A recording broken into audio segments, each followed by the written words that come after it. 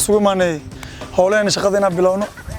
oo hore inuu soo socoto marka hal isxil saaro hal dadaalo kulli macallimiinta iyo dhamaan iyo nidaam nolol shaqeeya Taraab Sports oo ku dhawaay 5 sano kadib inay kooxda saxafi horyaalka Soomaaliya Premier League ay ugu soo laabato aad ugu faraxsanahay waxaana ugu soo celinay shaqo iyo ciyaartooyda dadaalkooda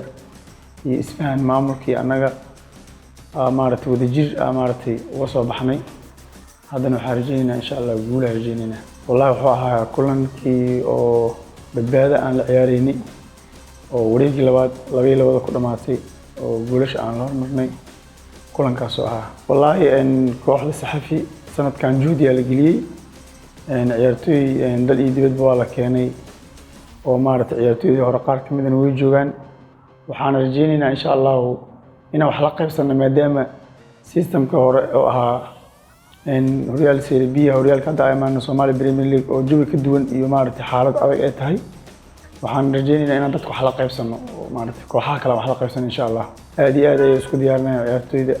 anaga iyo macallimiinta ila shaqeynaysa dhamaanteena iyo ciyaartooyda waxaan diyaar u nahay inaan horyaalka